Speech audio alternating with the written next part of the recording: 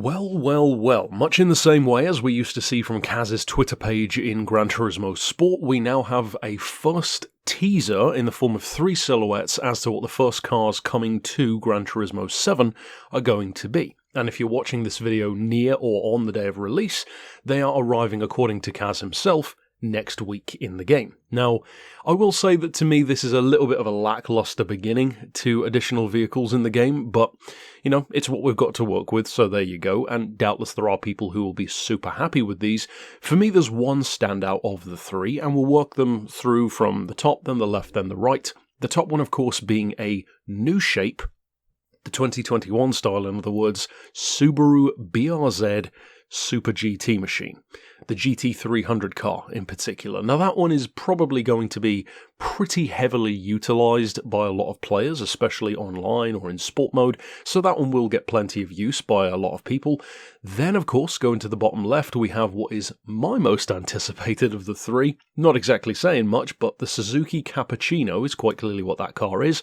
Actually one of my personal preferred K cars. I wouldn't call it a favourite car of mine, but I do quite like it. I've always liked it more than the Honda Beat or the Mazda Auto Zam. I kind of like the fact that it's front engine rather than mid, as most of the other K sports cars tend to be, and of course that one will be pretty useful for lower level events, and potentially even the K car endurance if you want to use it for that one. Then of course in the bottom right, we have probably the car which will be the most eye-rolling of the 3, the road-going version of the new shape, facelifted Subaru BRZ. Not exactly an amazing first 3 cars to come to the game. Now you could say, well, 3 new cars is better than losing 3 cars, and that's absolutely technically true, and of course I will be covering all of these. I'll be doing reviews for them, probably some kind of tune setup for them, and at the end of the day, more cars is better than no cars. I do find it more than anything, though, very curious that they started with these 3 cars. It seems kind of odd to me to go for these 3 in particular. I mean, the 2 Subarus have a fairly common connection between them, and of course they're going to favour stuff like that because it's once again yet another version of the Toyota 86 platform, and of course they pander to Toyota and Porsche quite a bit in this game, and in the last game as well. So those make sense on some level. The Suzuki, sure, it's a fun return, of course, for the car, with the 2 Subarus technically being new to the franchise, but it's weird to add only 3, it's weird to make it this 3, it's just a strange choice, especially if you compare it to GT Sport in particular, because in the early days of GT Sport, the updates really were very good. There was 7 cars I think in most of the packs, there might have even been more back then, and a circuit or 2 here and there.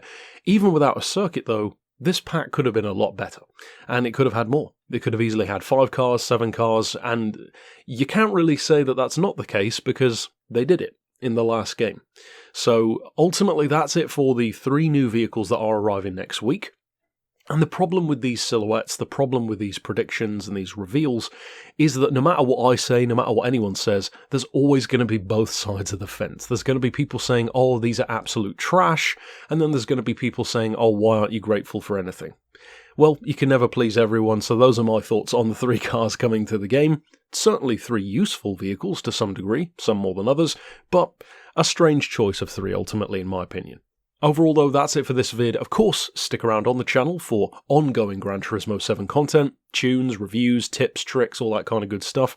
And of course, I would recommend getting in your Tokyo Expressway glitch exploits, which of course I did a video for with the Tomahawk basically today, because tomorrow there's an update coming to the game and it will most likely prevent that from happening anymore. And then of course we can still earn plenty of cash at Le Mans, which I've also done a couple of tunes for, but the Tokyo method is something I've been utilising quite a bit to make the maximum use of it before we potentially lose that. So again, just a bonus recommendation there in the video. Until next time though, I'll see you then, and for now, as always, thanks for watching.